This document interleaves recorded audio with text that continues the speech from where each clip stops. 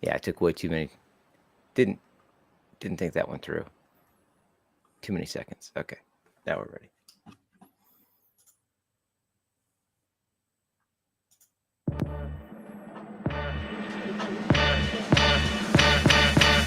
It's the Dev Friday Show with Mark and Tim. All right, it is the Dev Friday Show. Is it too loud, Mark? It's okay. It's okay. It's okay. It's like I can't hear myself, but it's okay. I can't hear myself. All right, you are recording, right? Right. All right. So we got it'll sound better when we get it all put together at the end, I think. So just twisting some knobs here, making sure everything's right.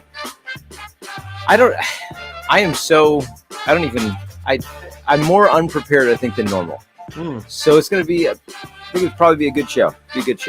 So what's going on over there, Mark? Are you vibe coding? Is that what you're doing? I'm vibing it up, Tim. I'm just riding the streams. I don't even know what that means. Of AI influencing my code. Is that what it is? I don't question the AI because it's all knowing.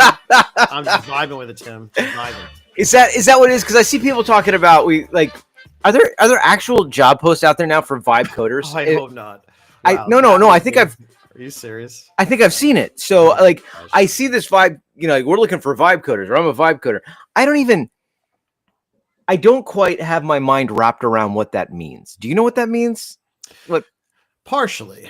Partially. Okay, there was a post from one of the founders of OpenAI that he was like this idea of vibe coding. Just give yourself up to the experience of coding with AI. Let it just transcend you. Let it just take over your keystrokes. Don't even care about the code, Tim. The code doesn't even exist. I saw a post the other day. The code is just a meta world that we shouldn't even understand as programmers because it's an artifact. It's an artifact, right? It's just an artifact of our desires. It's an artifact of our desires. Or something stupid like that. Okay. So what was it? It's an artifact of our desires for this podcast to actually be good. It never true. Well, we're vibe podcasting, I think, right? Vibe podcasting. This is we just let it. I mean, it's just what happens, man. There's no planning.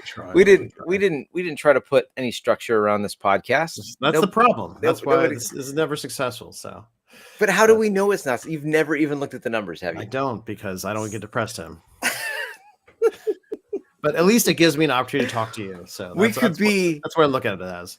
We could be like the number one podcast for developers located in the Lehigh Valley or adjacent areas that are over 50. It's a huge market. Bill Spain, you out there? You listen to us? Oh my gosh. So I posted this last night in our developers channel. It's a Reddit post from you've used Cursor, right? We all know what Cursor is now. That's what I was going to talk about. VS Code with I don't know, the ability to change your files more easily than. And it's interesting that I think it was about last month. I think you suggested. We were playing with it. I track time from inability to actually have a podcast week by week. So you suggested Cursor. And I was like, I remember hearing about it. I was like, people were starting to talk about it more online, and I was like, I don't know. The idea of an editor built around AI, it's just because I've had weird experiences with, either GitHub Copilot inside of Visual Studio, or even Amazon Q's gotten better, and I was kind of a little bit impressed with that. But still, it'll definitely lead you down through a lot of rabbit holes and not really answer your questions or not really understand context of the code base that you're working. But I think it's actually gotten a lot better.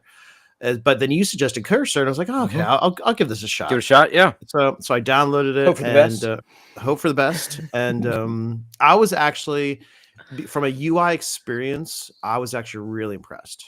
Yeah, because of how it works with your kind of your inline diffs of when it's making suggestions, you can see kind of before and after. So do you use Cursor? And that I really like. It's the context of when you're code editing, and then when it's giving you suggestions, and when it injects code inside of your editor, you can see a before and after, and then you can choose. Do you right. You can accept or reject it. And so you mean that workflow is actually really nice. You mean the inline? Because even GitHub Copilot and sometimes JetBrains is their assistant. It'll tell you something and maybe even show you a diff. But when you say you're using it in agent mode, so it's actually changing the files, but it's also showing you the diff in the file, which is so much better than like a normal version control diff where you have to kind of apply the changes. Yeah. It's like a better feel because it's right there. Or what I didn't like is like if you do like the when you start typing and it's going to have like an autocomplete, but that autocomplete is like a huge block of code. Oh yeah, and it's like semi-opaque. It's kind of faded in the background. It's kind of hard to see, and you kind of have to look at it and be like, and also most times it's like too much code that you don't want. And I think that the code that it's suggesting kind of in line by line is actually. It does a pretty good job of it. So, but it'll still you still have to read it. You still have to understand what, the suggestion is making, because even though it's a little bit more context aware from definitely the files and the surrounding files that you're working with. And if you include like a folder or a repository, like in the context of your question, it actually responds pretty well. It actually can go scan all of your files within your project and can start to see association between the files. And so yeah, it has pretty good context. Yeah. And I think Cursor still does have the autocomplete, like type ahead autocomplete concept, because ran out of it. You could just tab like constantly. Like that's the other thing too. If it starts seeing you make a certain type of change, like if you're just refactoring or renaming like an instance name, you could do in any like your JetBrains IDs or any IDs have smart refactoring. You could just right click on a method name, and if you want to refactor, rename it, you can do it. It'll rename different places. But once it starts seeing that you're trying to refactor, trying to rename, it'll then start to make suggestions, just like subtly saying, okay, do you want to just autocomplete rename this variable or this method name? And it does it pretty well. So yeah, I'm pretty impressed. Even actually, I think I like even though it seems like it's a fork of Visual Studio. It works better than Visual Studio. It actually feels like it's more responsive, and I actually think that they've done a pretty good job with it. I saw somebody post about how they moved back from Cursor. They went from Cursor back to Visual Studio Code with the Copilot plugin. And I know in VS Code, Copilot has a little bit more of that plugin where it will read your files and do a little bit more contextual awareness of the project that you're in. And that's only in VS Code. So like the GitHub plugin for JetBrains does not have that yet, at least to my knowledge. But they did that, and they also picked the Gemini model and found that it was really good. Now, a dev on our team tried that, didn't think that the Copilot support was up at the same level as Cursor's, but then adopted the same practice of telling Cursor, please just use the Gemini model, and it's found it really good for writing code. That is one thing I played with a little bit, but I actually spent a lot more time switching between the models. I just kind of let it do like it's auto switching, like. It is interesting to see how, based on I do pay for it now, so I am the $20. I do, because I started to get a lot of value from it. So I was like, honestly, did you go in for a year, or you just the $20 a month, because I can live with that, like at least for just trying it out, because it's interesting how when it picks the different models, it will charge you differently. Like, because you have credits behind the scenes, how it's working. Right. So, and you will hit a wall if you do like the free plan eventually, especially if you're using a lot, because it'll auto select the model based on the type of question that you're asking. And so it's interesting kind of seeing how it distributes your questions between the models behind the scenes and how the tokens are associated with that. But I was having, when we were talking about using it the other day, I think there was some frustration at doing things it was explicitly told not to, and things like that. And trying to get it, I don't know, figuring out how to prompt it in a way where it would ask for more confirmation from the developer, right? Like should I do it this way instead of just going off? Because sometimes it goes off and just does a lot of stuff, and you're like, none of that was what I wanted. Which reminds me of a post I saw on Reddit the other day. It was in the Cursor subreddit. Every fix is adding 5,000 to 6,000 lines of code right now. Yeah, and that's something you definitely have to be careful about. Like, I've rejected a lot when I've been editing. Like, and if it feels like, okay, what the suggestion made is just a totally wrong approach, and it's too much code, and it's also because like there is still a limit, even though it has better context of your project, it won't it doesn't suggest, like, I would say, like if you're using a library, or if you're using like if you have like a class associated in another part of your project, that might be a better use of, try to inject or instantiate that within your file that you're editing. It won't make suggestions like that yet. So I think there is a lot of extra code that it writes where it probably doesn't need to. But when I think I talked about this last time I was with you, when I asked it to do a refactor, saying, okay, I have this method in this file. Could we make a base? I'm sorry, I have this class. I'm going to make multiple classes, but they're all going to share these same properties and methods. Could we make a base class from that so we can then extend or implement that in another class? And it actually did a pretty good job of that. It created the file for me. It created the base, the template for the class. It put the method in there the methods I was expecting. It did actually, and then moved all the code around for me. So actually, from a refactor standpoint, if you're very explicit about what you're trying to do, actually, it was. That is where I think.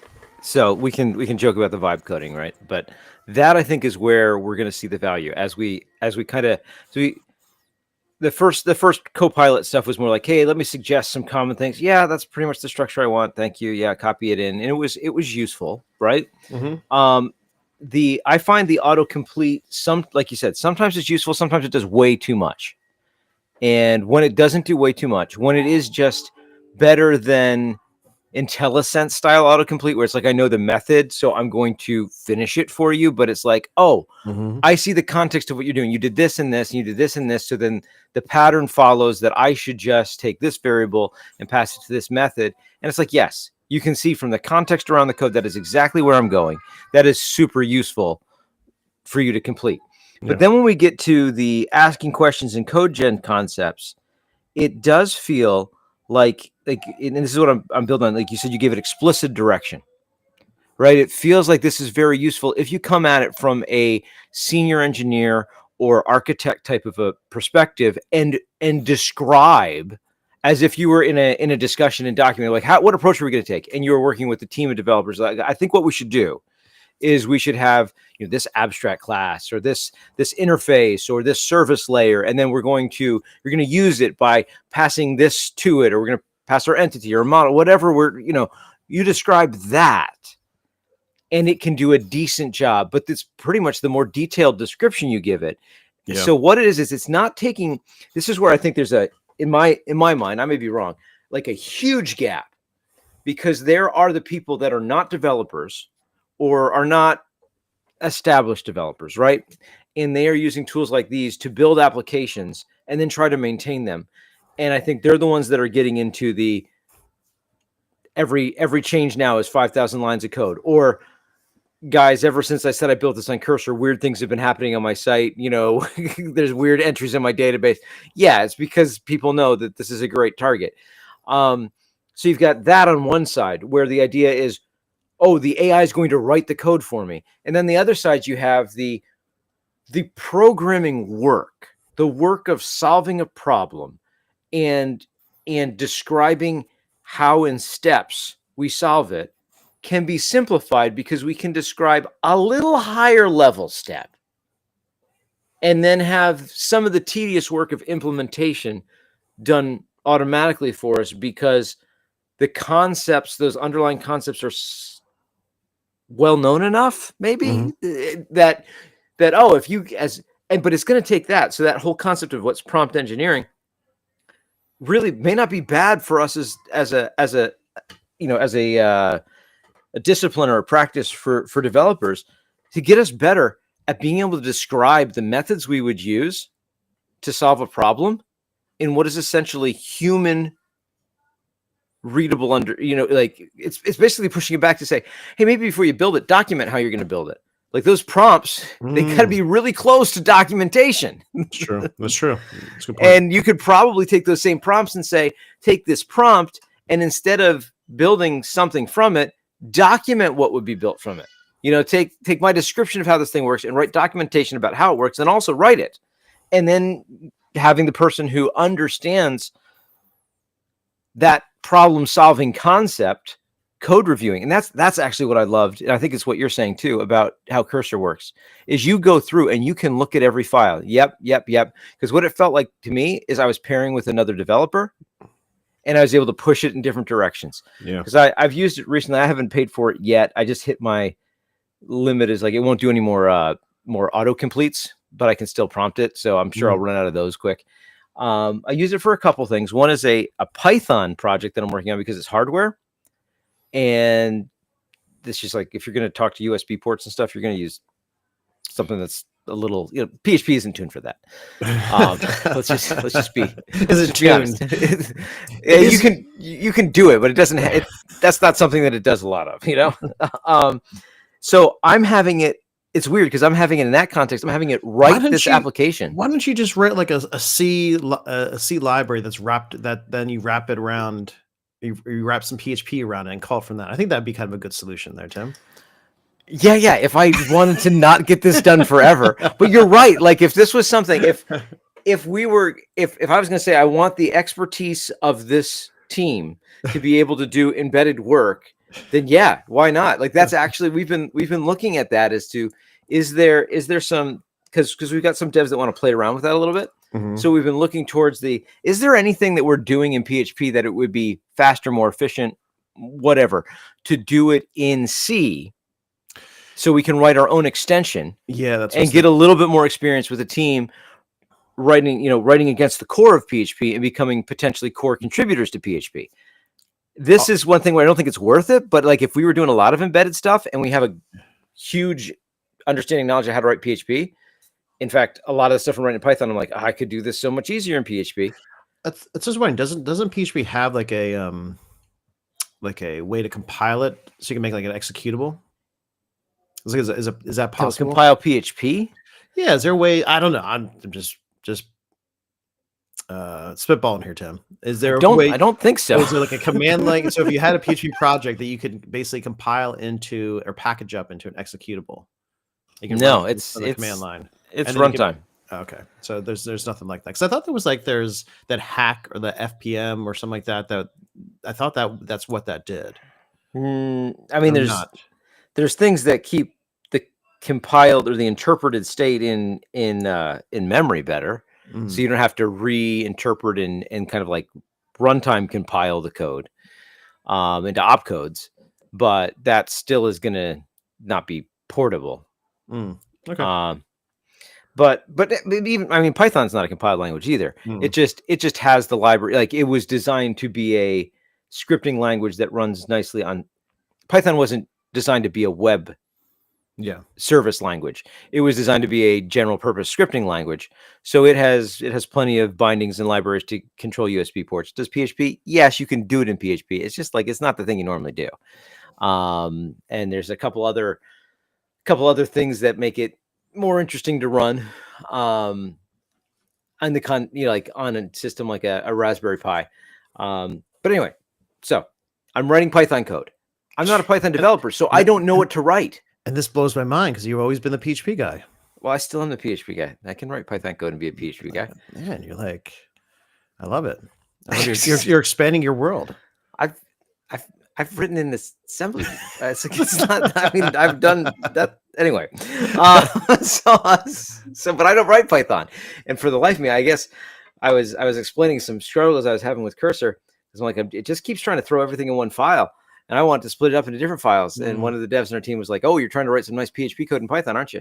Because I didn't realize. I guess that's the Python thing. It's just like, hey, if all this stuff belongs, if it relates, you just throw it in one huge file with 15 classes. I don't think that's necessarily the case because like Python does give you a way to create like modules or like. I think it's a little bit confusing when you're first doing, especially coming from a different language. But I think it does.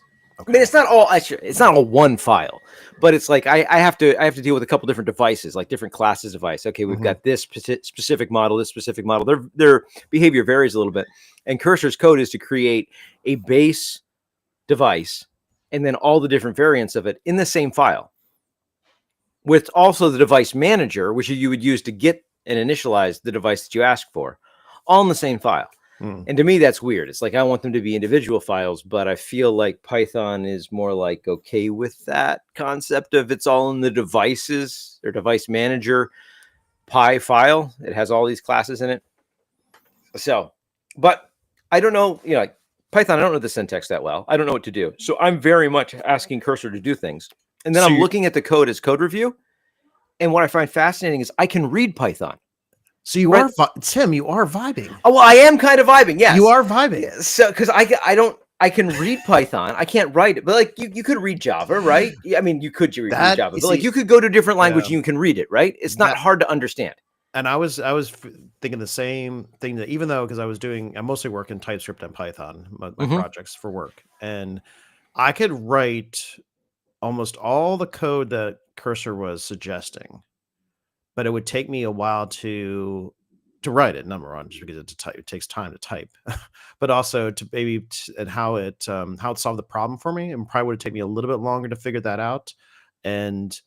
But what I was doing though is if you come to the point of like, wow, I'm like, the code is suggesting, I can read it, I understand it, I can also know if it's the right solution or not, but I'm just kind of letting it write it for me. In a sense, I think that is kind of the vibe mentality of like, you're just kind of you're reading it, right? You're reading it, you're kind of acknowledging it, you're kind of maybe it's like a weird pair programming thing. You're proofing it, right? You're editing, you're proofing, and if it is code that as long as you can understand it and you can acknowledge it, I think it does add a higher level productivity, because just writing it takes a lot of time.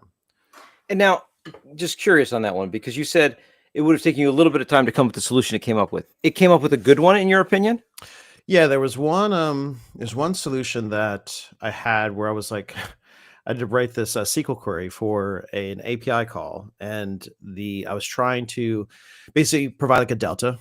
So I have I only wanted the records that were returned or have been. I'm sorry, I only want the records returned that have been updated or new records. And I was running the solution because we actually didn't have a field that was tracking that. I was trying to force a field, but then because we're getting this data from someplace else, I don't control when the data has been updated. It doesn't really give me a good acknowledgement of what fields have been updated in the data.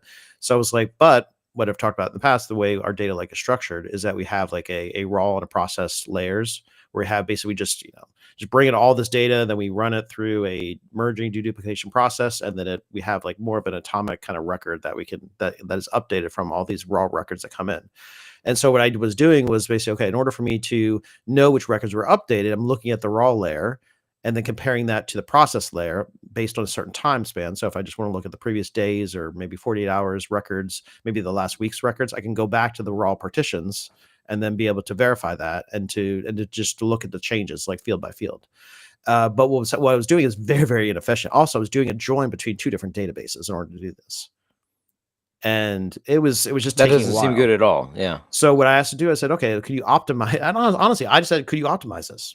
So the solution that I gave was like, okay, let's create like a sort of like a template view of like that of the raw data. Let's process that first. Let's kind of filter that out first, and then use that filtered view with the processed query on the process database. It actually was a pretty good solution, which I probably would have been able to. I would have came to the same solution if I did, some Google searches, just some randomly kind of see how other people kind of solved issues like this. And it was a pretty good recommendation for how to kind of optimize and solve that problem. Because especially if I was, instead of doing two joins between two different databases, well, let's query the one database first, create like a filtered view of that data set that I'm looking for, and then use that data set to compare it with the other database. I thought that was good. So that's interesting, because that's like you have the context to know, oh, this is a good solution, and it's one that I would have had to think about. And through a lot of searches, I probably would have seen how other people solved a similar problem. So yeah. And when I'm doing, so let's call what I'm doing vibe coding, right? When I'm doing vibe coding, since I'm just on the reading side of it, I can look at it, and only at a high level can I be like, you know what, I think we should do this a different way. I don't know specifically if this is the right way to do in Python or a bad pattern to use in Python. I'm just kind of accepting the way it's structured my application to be like, I guess that's how it's supposed to be. And then I can read through the code and say, well, specifically, I know I need to send some commands to this device. I need to do these things. So I'm going to, say specifically, no, you need to check for this response. And there's, at a very specific to my task level, I can instruct it. But at a high level, how it's managing the devices, and I don't know, does it make sense the way it's doing it? I don't know. Is it the right way? I don't know. I don't have the context of how a Python script normally does those things. And you are really vibing then. Yeah. So that's do a thing. Yeah. It is. It's I had to describe the problem at a high level. And I guess maybe I'm short selling it a little bit, because I could say, no, I don't want this called a modem. I want this called a device, because I know it's going to be both either a modem and maybe it'll be an actual physical phone that I'm going to be doing some work with.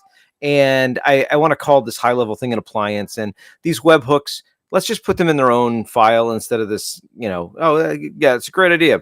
Make a webhook manager. Sure. But is that the naming? I don't know if that's what you should call it in Python, but that's what it called it. The way it initializes, it seems to work nice, because it reads a config file and finds all of the configuration that I have, tries to open up the ports. If it fails, it says that. I went in after a while, like I had no visibility to what was going on. I'm like, we need to add logging. That was really cool. Because if you ever have been at the point where like, oh man, why don't we add logging and all the things like detailed debug logging? It's like, well, that was an easy step with Cursor. Yeah, I love action sessions of that in order to help you. If you say, okay, I'm trying to debug or solve this issue, and I need to start putting some log messages. Actually, it's done a really good job with that, of saying, okay, these are the kind of the good points. And that's because that's also a very tedious thing. So I go through and logging out this object and be able to kind of see what's inside of it. Yeah, I like that. It's pretty efficient. And then whatever, I guess I'm using, is it Fast API? Is that the Python API thing? Fast API, maybe. I'm not sure. You do Python. What's going on here, man? Well, I don't use Fast API. I mean, is that like a framework? What do you mean? Don't know. Yeah, is it what's if I was going to say build me a Python API, what would you? I've used Flask. I've used that in the past. Maybe, but when I use Python now, it's basically just running. It's writing lambdas either for it that would be called from an API gateway, or writing Python for glue jobs. Fair enough. I use Python. Yeah. The rest I use TypeScript for. So I don't know if it's whatever it was. Is it Fast API? I'm looking at it right now because I might as well, right? We're talking about, it uses Fast API, and then it uses something to run it. I don't remember what it is. It's some other thing that calls it.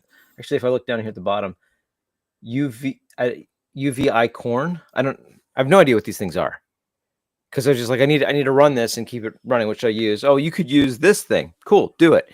And then I ran it. It's like, how do I start this thing now? I don't know. I don't build on device Python APIs, which is essentially what this is. And it gave me a command. I ran it. It failed. Pasted in the message. It's that type of device. I think that's the vibe coding, right? Pasted the message back into it. It's like, hey, this is what happens. Oh, yeah, that's because we changed the name here and we forgot to update it there. Now I update it. Try again. Different error. And I kept on going until I got the error that I knew I was going to get, which was basically, hey, I can't open this USB port. And it's like, yep, that's because I don't have it plugged in. Good. We're at the point where it's actually executing the code that is trying to do the thing that I need to do. That's another error that I thought's been really useful. Copy and pasting log messages from an external system. So if you're, on AWS, you have CloudWatch, and CloudWatch logs can be kind of sometimes hard to parse them. I am not happy with them. Let's just be honest. I had to look at them today. It's interesting though. There was a couple of CloudWatch logs that I just copy pasted into Cursor, and I was like, okay, show me kind of where in the code this is being called from. And I actually did a pretty good job. And, it's not always, I think it can be a little bit hit or miss, but I actually think it actually does enable you to kind of find the area of the code that is associated with that log message faster just by reading the log message that's coming out. Especially if it's like a big, like a JSON object that's being outputted, like that's how the log message is being displayed. Right. And it does a good job of parsing that and kind of looking and making a kind of a good assumption about where that error could be. Now it's not going to find the exact error, the exact location all the time, but it does a pretty good job of reading the log messages and then deciphering that. Yeah. So that's my experience there, and it's worked pretty well. Again, and I know it sometimes would probably sound like just you're like all those other non-coders. It's like, well, no, I think it's different because I do, I can look at the Python code. And I go, oh, I get it. I understand what this is doing. Now, could I write that code? No, but I can look at it and say, this makes sense. I can see from this method exactly what it's doing. Now, should my main Python have all my API routes? I don't know. Maybe not. For what I'm doing, it works. So I'm not upset at that. It's a less than 200 line file by the end of the day because they're really simple things it's doing. It's, I get a request and I call, I basically identify the device I need to do something with and do it. And then when that's done, it emits a webhook someplace and is able to get all that working. And the code looks sane to me, a developer. Now, if I was a non-developer doing this, I doubt I would have got it to work, quite honestly. That is what I wanted to kind of get your opinion on, because one thing I was thinking about this week too, I'm so glad I'm not a teacher anymore. Like, I'm so glad I'm not a professor. You mean you think you would get like I don't know, what do you want to say? Projects turned in that would be completely cursory. And it's interesting too. And I also think about my mentality too, of like when I was in college and thinking about, if I was kind of a student in this new kind of AI coding world, and man, I would definitely probably have taken a lot of shortcuts. I'm trying to think about maybe upward. I probably definitely would not have gone through the pain of what I've gone when I went through both in college and also after college and jobs to kind of struggle to learn things. And just took the easy route, which I think a lot of students are probably going to just do because it's so easy and so convenient. So I'm like I said, you have to, like you were alluding to, you have to understand the fundamentals. You have to understand how programming works in order to make the right decisions when the AI is making recommendations or changes that you're asking to make. You need to know if those are the right changes to make in the file. And the only way to do that is if you have a good level of experience. So right. I'm wondering, all these new programmers, new students are coming in, and if they're using these tools, because we talk about like reading and writing. Yeah, if you could read the code and understand it, that's one skill. But then writing is kind of a higher level skill. It's because you have to have like a deeper level of knowledge to really be comfortable with, if you're in PHP or Python or TypeScript, and be able to kind of know how to structure a program and how to write the code. You need to have a good level of experience and knowledge with that. And with reading, you kind of can get by as long as you have some good context of, how to, do your iterations or your conditions, your class structures, right? You can have, as long as you kind of have a good idea of how to actually code and program, then you can know if that's a good suggestion or not. But these students, I don't know, they're just ask the AI to solve their homework for them, and they're just gonna accept it and not really dig into it and figure out why is it actually suggesting that. What is the code that's recommending? How does that actually work behind the scenes? And is that the right solution to the problem? I know it's tough. So I like I said, I'm glad I'm not a professor anymore, because it would be a struggle in the classroom to kind of manage that, especially also when you're just teaching fundamentals too. When you're just teaching like how to do like a function with parameters, and how to understand how pass those parameters to the function, and maybe how to then return some values of that. The student may be like, well, I could just ask Google GitHub. I always say Google Gemini or GitHub Copilot to provide this a good template for that, and they would just accept it. So, I mean, I got to think that the number of homework questions on Stack Overflow, like we remember those back when Stack Overflow was young, right? Like you're like, the thing you're describing here doesn't sound like the real world. It sounds like a project, like a problem you were given in part of a programming class. So I'm hesitant to answer this for you. But those questions, I gotta think, have diminished on Stack Overflow, because why would you ask those questions? You can just ask ChatGPT. I don't know if you heard about the story, and I can't remember which university the student was from. I think it might have been Stanford. This one student made, I think it might have been a plugin for the browser, because a lot of these programming interviews do leak code style programming questions. Oh yeah. He got kicked out of MIT. Yeah, or wherever he was? I can't remember which university he went to, but it was honestly brilliant what he did.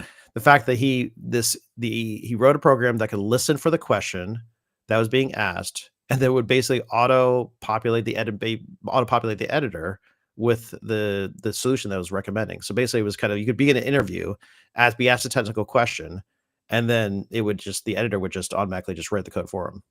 But also probably have to do it in such a way that looks like it kind of do it in such a way that you can see the code being typed out by hand. So he probably did some work in making sure it looked like a human was actually trying to solve that problem. Never having been in one of those interviews, is that how they do it? Do you like screen sharing with an editor? Is that how that goes? Or it could be a Google Doc. Yeah. Just typing into. So that's the classic whiteboard. It's like typing in Google Doc, which is terrible, because come on. And who writes without autocomplete now? And to prep for that, what you would usually do is go to LeetCode, and you would just go work through the problems and just kind of to start to learn how to solve these problems that you might be asked in a job interview situation. And this student here, he just hacked his way around that just by using I don't know if it was a browser plugin or what, but it was the fact that like it could listen to the problem that was being asked, and they could just write the code for you in the editor for you. So basically, if somebody could get interviewed and just have the AI just solve all the problems for them. Yeah, no, I saw a tweet about that the other day and kind of dug into the story a little bit. But yeah, he got kicked out of his university, and that's probably, I don't know. Oh, that's unfortunate. That took some skill. It took some initiative. I know. It's well, it's interesting because that actually showed. Excuse me, that he's actually a pretty good programmer, but yeah, he's not doing a good service to other programmers who are trying to learn. So right. Well, I mean, you could take it two ways too. You could also, the introduction of something like that kind of removes the perceived value of those leak code style questions. Mm-hmm. And we could have a whole argument as to whether or not that is a good or bad thing. Like, were those questions even good? Was that even a good way to try to suss out a developer's skill level? It's true. Yeah. And we talked about that a bunch. Yeah. Because you don't prefer to do like the programming problems. You just kind of like to talk about how they. I like to talk about ideas. Yeah. And like look at code. I don't need to know that you configure. I don't know.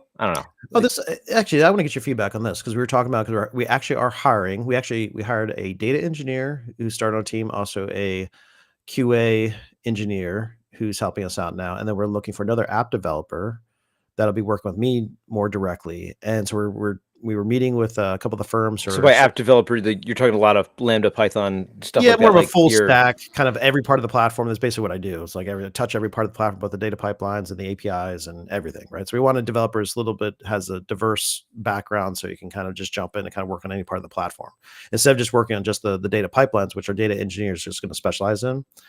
Just to kind of work on the whole system as a holistically. But we're looking for this new developer, and we were meeting with a couple firms to talk about how we're going to do the interview process, what type of questions we're asked, also the skill set.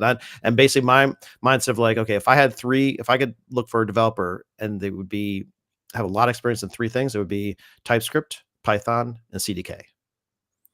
Because if they know the CDK, which is the cloud development kit, which basically allows you to write or generate CloudFormation files to do AWS infrastructure, if they know the CDK really well, then they know AWS, because the CDK doesn't build out Google cloud infrastructure; it builds out AWS infrastructure. So in order for you to know AWS infrastructure, and to be able to program the CDK for that, you'd actually have to know both pretty well. So because the CDK is just tools for outputting CloudFormation. It's just like to programmatically generate CloudFormation, a CloudFormation template for your AWS infrastructure. So we really need somebody who has experience with that, right? So it could basically kind of, they still have to learn the platform, but I don't want to teach them how a CDK project works, right? I want them to come in and just know that, so they can read the code base and be able to understand that, and then be able to make good choices around that. So we're talking about how we're going to interview, and I was like, it's like one idea we could do, because we were talking about the whole, Copilot, providing problems, and they could just probably solve it with Copilot anyway. Take home kind of problems are kind of out the door now too, because they're just going to take it home and solve it with an AI. And just like you probably figure out an AI solution, if you're looking at the code and seeing how clean it is, or seeing how it's written, you could probably make some assumptions if it was written by AI or not. But when we had an idea of like, all right, why don't we just open up like one of the those online code editors, open up a CDK project that maybe is just, it's not related to our platform or related to our infrastructure, but just have them talk through it. Maybe even say like, this CDK project has a problem in it. Could you talk through it and kind of work through it, and then be able to kind of, that I think could be a good way to kind of see, would they be able to navigate a project and be able to kind of figure out what could be the problem, or if we want to implement a certain set of infrastructure, could you point to the area where in this CDK project where this is actually being implemented? How is it being implemented? Yeah, no, I think that's a great approach. Probably have something that's working that could work better, and just those open-ended questions of, hey, if you were gonna touch this, is there anything here you'd change? Is what would you do differently? Yeah. And along with that whole, like, just explain how it works, because if you can explain how it works, then you can, like, you understand the code. Yeah, no, I think that's a great way of identifying that. So I'm all about vibe coding in a sense, but I am worried how it's going to. Well, I don't know. I do worry about the future. I think it could either go two ways, because I think like we were talking about students before. I think they have two directions. Either they could just be lazy and accept the solutions, or they could dig in and to understand what's really going on. And I think it's going to create basically two sets of developers, like developers who are really want to understand the problem and understand how also understand the solution really, really well and be able to understand kind of what's happening.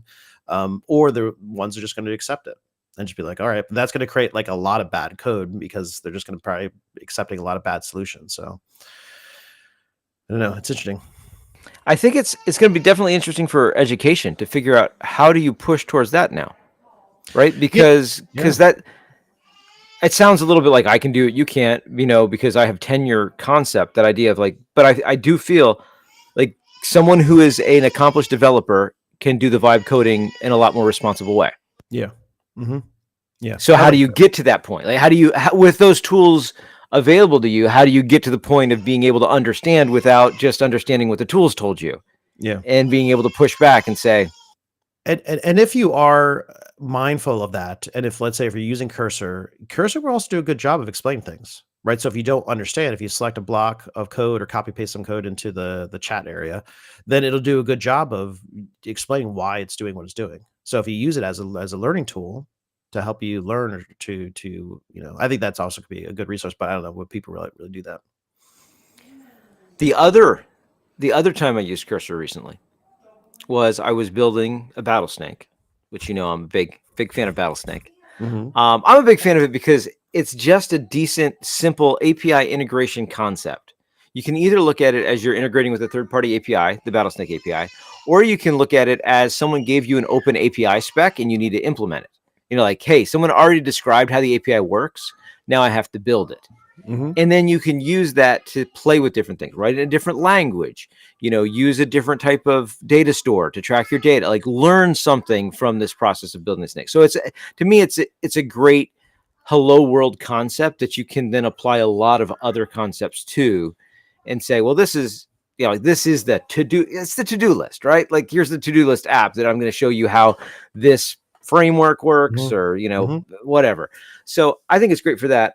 I was writing an article for PHP Architect on how to build a Battlesnake, because we're going to have our third annual Battlesnake tournament at PHP Tech this year, which I know, Mark, you were just waiting for me to make sure I mentioned. Not a sponsor, by the way. Not a sponsor. Yes, I was wondering when you're going to drop this. But also, I'm wanting to, as PHP Tech, like, are they so hard up for articles that they need one from you about how to do a Battlesnake?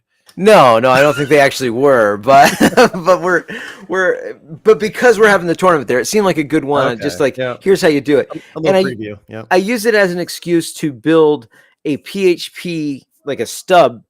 The code that I put in this how-to it just moves up all the time. So obviously it's missing all the logic you need to figure out what to do, but a stub of how you can handle it without any PHP frameworks. Mm-hmm. But still in a very modular way, because using some of the interfaces that are well known in the PHP community, the PSR interfaces, and built out an implementation that you can bring in whatever libraries you want that comply with these, that integrate with these interfaces, but your code is agnostic to any particular library. It has zero dependencies. You just have to find the dependency you want to use.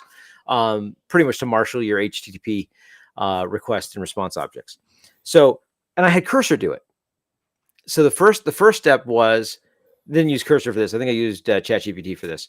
I pointed him to the Battlesnake docs, because the Battlesnake did not have an open API spec. And I said, read these docs and make an open API spec. Oh, interesting. Wait, so you did this with ChatGPT? This I did with ChatGPT, yeah. ChatGPT, okay. I don't know, one of the reasoning models. I pointed to the Battlesnake docs and said, you could point it to a website or a documentation. Yep. API. Oh, that's interesting. Yeah, I haven't thought about that. Yeah. And had it create the open API spec. I then looked at it, did some tweaking, and then kind of did that reflection prompting where I'm like, hey, look at this spec. What's it missing? And it found some things, and I tweaked it a little bit more. So then I have an open API spec. I threw that into my project for Cursor, and I said, hey, Cursor, I want this to be frameworkless PHP. And here's where, like, it's the difference, because I can definitely see the vibe coding when I'm doing with Python, because I don't Man, you're doing a lot more vibe than I am, man. This is where I think it's a little different. It's a little different. Wow. Because I'm a little less trusting over here. And I think it's more like what you're doing. Where I could go in and I could say, hey, I don't want to use any frameworks. I want to use PSR 7, PSR 15, PSR 17. And I want you to build me out the handlers. And because the middleware PSR just talks about how middleware works. It doesn't have an actual middleware implementation. And like, that's simple enough. It's like I said, like, just use the example that they have in their meta document. Just copy it in, use it. Oh, yeah. And they brought it's like, I don't know, 30 lines of code, something like that. So for a simple stack type middleware. So it brought that in. I had to push it in some different directions. I was like, no, we don't need a model to represent the game board yet, because this is, example code. Get rid of that. And then I forget what it was doing, but I wanted, it needs to be decoupled from any specific implementation. So every one of our handlers needs a response factory, because that's, it's an interface that someone can pick and pass in, and gave it all the instructions.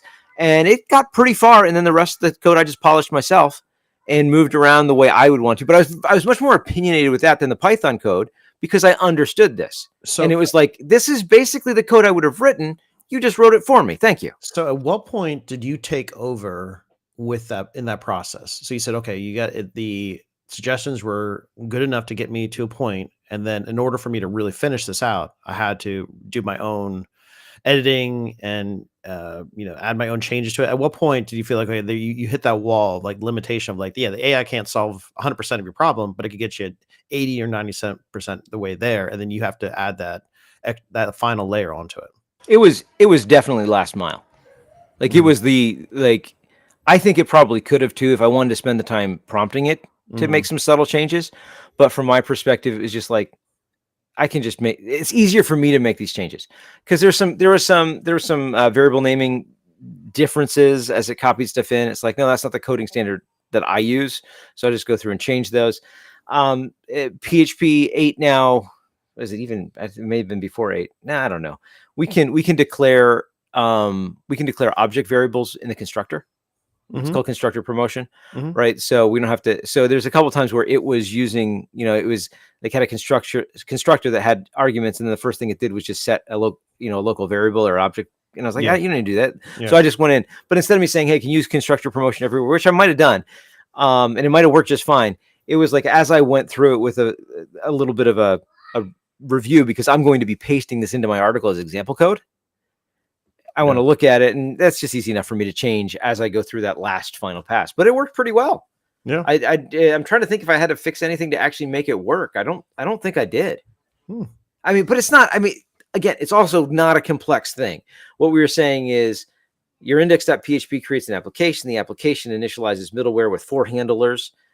A middleware with 4 handlers that just inspects the path and routes it to the right handler. It's not complex stuff, but it's so past me, when I used to do more DevRel stuff, like, this was great. I could describe the example code in detail and not have to write it. Yeah. So that was, I don't know. I found it very useful for that. One thing I am not set up for yet with cursors, I don't use VS Code. Day to day, I use JetBrains. So for me to get the tooling to say run tests and things like that in Cursor, I don't even know. I'd have to figure out how to do that. We have a dev on our team who has gone through. He generally uses Storm, but he's gone through the process of getting VS Code set up so he can run our unit tests, run all the things that we normally would run. And I've not played with this yet, but he has Cursor using the tools as part of its coding. It makes the change, and then it's like, make the change, then run PHP stan and make sure that you didn't introduce any errors. Well, I do like using Cursor, like the way you describe it, almost as a second editor, because you know the editor I used him. So I do know the editor you use, Mark. Yes, and that's, I have JetBrains and Cursor open side by side. It's my NeoVim, my Tmux. And I love that. And honestly, I do prefer that for searching. Like, I love grepping, like in NeoVim, and be able to kind of search either file names or honestly within files. It has really good fast searching. So I prefer that, and be able to, and also just navigating around if I'm doing, working on, because I have to work on like 4 or 5 different repositories for if I'm working on a project, because they all kind of are intertwined. And so I like switching back between the projects inside of a NeoVim, inside the terminal. But then I like using Cursor or another editor if it has a right tool that can kind of augment that. So I like using almost as a second editor. But I find that too, if I'm kind of working through it and if it's kind of doing a good job, like kind of giving me some good prompts and good suggestions, then I'll spend a little more time on that. So it is interesting going back and forth between your primary editor and adding Cursor as like a layer on top of that. And that's like, I'm not all in on the Cursor thing yet, because I know JetBrains is coming out with their Junie, and I feel like there's gonna be a lot of different offerings around this agentic code helper. Mm-hmm. Yep. And we'll figure out where it all falls. So it's like, I'm not ready to be like, oh, Cursor's so useful, I'm dropping JetBrains for it, because I don't know. I like that IDE. You like Emacs. Emacs, whatever it is, Vim with the Emacs binding, whatever it is. Well, Doom Emacs, I was on that train for a little bit, but so I think they'll end up there, and I think they'll probably be a lot less implementation specific, because just like you can see the difference, or at least people have observed the difference between which model you use in Cursor. Once many IDEs have the ability figure out how to let it change the files without it being a huge security concern, I think it'll be more about what model you use and what instructions you give it than which agentic implementation you're using. I still also think I haven't spent any time, which also seems kind of popping up more and more, because like I said, all these models are happening like online and are really controlled by, large organizations that are also sucking up your code. And, even though you can sign the enterprise professional agreement with them, you never really know how they're using it. So there's always that security concern, especially from a business context. But using like a local model, I see more people are going towards that. And I don't know, it's kind of interesting. And I haven't spent any time with that at all. But the idea of it is fascinating, where like if you could build, let's say if you have like a base model that is trained, let's say open source, or just, has a good kind of, good foundation to it. And then you add your own repositories, or you add your own, like you said, your documentation sources, your API docs. And not just that, but also your fine tuning. Yeah, and you basically build your own model on top of something else, and that is more private than to yours. I think in a sense that is going to be the future, and that once that gets, it'd be easier for business to do and to enable, instead of just having like everything just in a sense on the cloud or using some other services infrastructure. I think that'll be a good solution for businesses. Yeah, and I think like the thing for places like JetBrains to figure out is, how do we do that inline, collaborative change around this? And they've already got the tools for it. Yeah. Like if you do code with me in JetBrains with another developer, they'll line up their changes and your changes in different parts of their kind of Git view of what changed. It's like, Bob changed this and Tim changed that. And you're seeing that, because like I said, I've never used that before. Is it similar to Cursor, where you see basically 2 highlighted lines over top of each other? So like one developer wrote this line, another developer that line, and you can see them kind of side by side. No, not quite. No, it's just like they know another developer made this change and you made that change. Okay. So them being able to understand that this was made by an agent and this was made by you is useful. Then yes, you're right. Putting it in line so you can kind of review the other person's code. Like once they figure that out, then it's just the model. And already all these assistant type plugins or IDEs generally have a way to run a local model. So that's what I was trying to do a little digging in. Like, what would it take to take an open model and then train it, not just on our code, but even do like the fine tuning, feedback oriented training to say, oh, give me 5 solutions. Nope. Those aren't good. This is the way we would do it. And then have the model for your team. And that to me seems really, really interesting, because then you have a coding agent that is almost like your coding standards on steroids, like, oh no, this is the way that we do it. Well, how do we build an API? This is the way that we do it. I've been trained on all these examples, so I'm going to push you in the direction of building it the same way it's been built before. Yeah. So we got a comment from LinkedIn.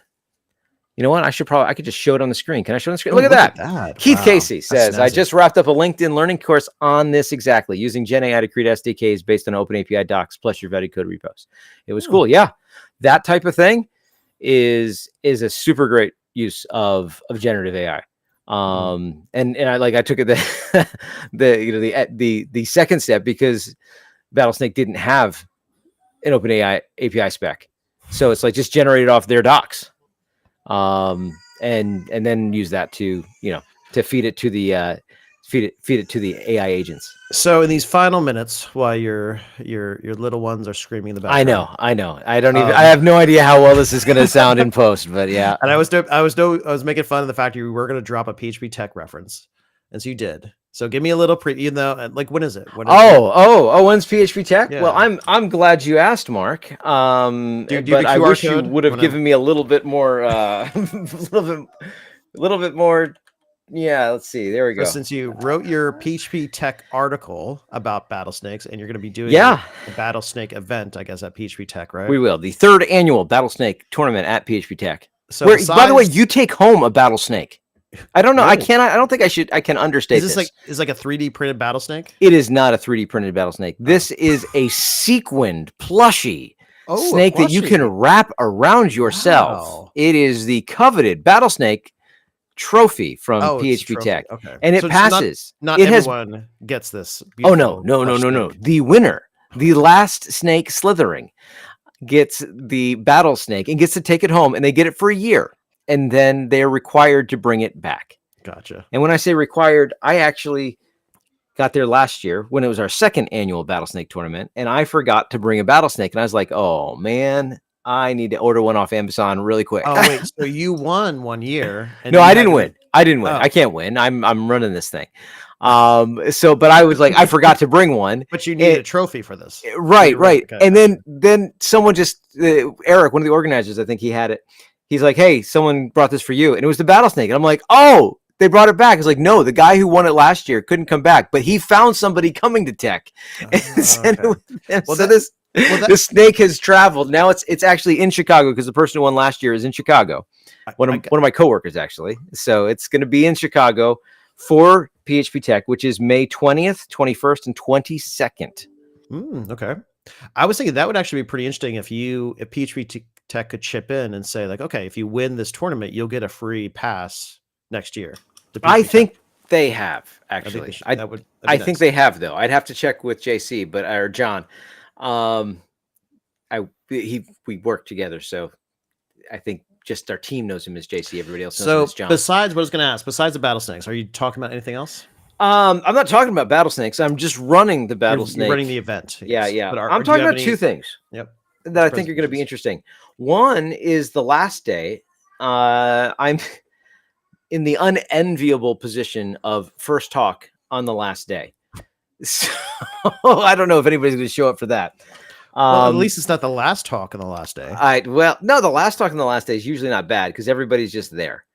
But don't you have like people heading out early? That's what. Sometimes. But this is like to start to die out a little bit. This is like the 3rd night after. You got to see Tech people stay up late, hanging out and doing stuff. So the first slot on the last day, like I said, is unenviable, especially since I got to say thank you to the organizers for putting my talk against Better Debugging with Xdebug by Derek, who happens to be the author of Xdebug. So yeah, we'll see. We'll see who comes to mind. I'm doing an event sourcing teardown. So a lot of event sourcing talks that I see, I feel like the audience may leave with a little bit of confusion around the difference between things. Like, what's an event and a command versus, like you emit events, but you get commands. What's the difference there? What's the difference between a snapshot and a projection? Is my projection just a different way to say my aggregate root? Those type of things. So instead of showing a library that sometimes puts those behind the curtain, I'm going to demo some code. Spoiler alert, it's probably Battlesnake code. Demo some code where we add event sourcing to it, but we don't use a library. We do it manually. So you can really see how these concepts are put together. So that's one talk I'm doing. There's actually 3 event sourcing talks, so that's pretty interesting. And then the other talk I'm doing is this test worth it? Ooh, evaluating the real value of testing or value-based testing. Because I like that. I think it's going to be an interesting talk because I'm going to show some tests and actually ask the question, what's the value of this test? Yeah, I agree. Because a lot of times we think a test is, well, there's unit tests, there's integration tests, there's these tests, there's that tests. But it's like, just tell me, what is this test doing for us? Mm-hmm. Because sometimes it's not doing anything. Sometimes it's doing the wrong thing. And I think it's just going to be a better way to look at testing, saying tests are very valuable, but maybe we're shortcutting the value. Shortcutting? Like we're selling the value of the test short. We are getting rid of the value. So we were like, probably should have talked about that way earlier because that was actually super fascinating. Because I was just thinking the exact same thing with our QE engineer this week about. Oh yeah, I was going back and forth with him about like, we have this library, our data library that we use for all our transformations. That's where we have most of our unit tests, and it's a painful process to edit these tests. And I was going over with him and saying, is there, for him to kind of think about, is there ways for us to refactor these tests and also to go through exactly what you just said about, are these tests useful? Are they appropriate? Are they just tests for the sake of having tests? Yeah. And because as a developer, if you're not doing test driven development, but you're adding the tests as either part of your process or even after the process to basically just to harden up your code. Yeah. Are you just doing it for the sake of just doing it? And you're not, is the test even appropriate? That's a great question. And I'm going to talk about that because a lot of times we look at like the test pyramid. You got a lot of unit tests and you have some integration tests and you have some, I don't know, whatever, black box test or whatever you want to call them at the top. And it's like, okay, those are a great way to slice this up test, but let's just ask ourselves instead of that, like, what are the buckets of value we're getting from this test? And sometimes what's nice there is it also depends on when this test is. Like there's a time component. Mm-hmm. And if you are testing, like if it's the beginning of your application, the value of that test may be way different than at the end. Yeah. Like stop testing all the things at the beginning because you're making it so every time you make a change, you have to also change the test. Test the most important things at the beginning, just the concepts. So we'll look at that like from, like we joke, but yeah, it'll be a Battlesnake example there too, right? So if I'm just building a Battlesnake, should I be testing the info endpoint says it's the best snake ever and like the name? No, I shouldn't be testing that the specific values come out of there because I'm going to want to change them. I'm going to want to play with like what color my snake is. All I should be testing is, does it give back the response shape? Yes. That's it. Mm-hmm. That's it. Yep. Everything else isn't important until we introduce something like, well, that's driven from a configuration that's in the database. Cool. Then mock where you get it from the database and ensure that the things are mapped to the right place. Great. But if you're just developing this, look at the value of this test over time. At this point, the only value is, did I break it so Battlesnake can't hit my endpoint? That's the only value because you don't care about the rest. Yeah. But then there's also where did the test happen in time? And there's plenty of tests that are only valuable if you write them before you write your code. They're really the majority of the value is in teasing out and helping you realize you need like how your system under test needs to perform. And then after the fact, I'd say there's tons of tests. Like if you didn't test it now, if you didn't do test driven development, there's very little value add in the test after it. Okay, this would be a longer discussion. Okay. We'll circle back on it next week and we can talk about it. Yeah, because that's something that we're going over internally too. We'll meet this other guy going over because for me, because I told him my experience as a developer on these projects that I work on, like I will because we have pre-commit hooks that run our tests. Okay. So if a test, usually if I make a big change, if it breaks a test, I have to go back, fix a test and change it. But then just that process going back there is a very tedious, laborious process, and also just parsing the test libraries and like the mock data too that we have. Like our mock data is like, it's like a huge huge JSON files that are just unbearable to go through. So because we have like, if you have like you're testing like input, like say account records, right? And each account record could have, let's say 25 or 30 or 50 parameters to it, and then or nodes to it, and then you had to go through, and we have basically a test file that has like 10 different accounts, and then you had to go through each one of them. Now with AI, I could probably make this a little bit easier if I need to go back into the test file, which that would actually make it easier. But going through as a developer and just double checking the values that are being used in the mock data and that correlate to then the test. And we had to ask ourselves too, I was talking this week about, are we, like you said, are we just testing values? Like, are we looking for specific values, or are we testing shapes? And good thing which is important. And the QA engineer that we're working with now, he actually does that approach. Like he's shape first testing. Let's work for that first, and then add, if you want to do additional data validation over top of that, do that after the fact. If it is appropriate, if it is important, if it's important, test, right? Yeah. And when I say you lose the value if you don't write the test beforehand, I'm just saying, like, especially from a unit test perspective, if I didn't write a test before I wrote the code, a lot of times the test that follows looks just like the code. Yeah. It's like it's like the rewinding of the code. It's the mirror test where it's like, oh, I just mock everything and pass it in the right order, and it's just yes. What did you test there? What was the value of that? Yeah. You know, you probably the value if you didn't start with the test, because when starting with the test, and we'll talk about this, starting with the test impacts your system under test. It helps you think about, well, what dependencies do I really have? How big should my scope be?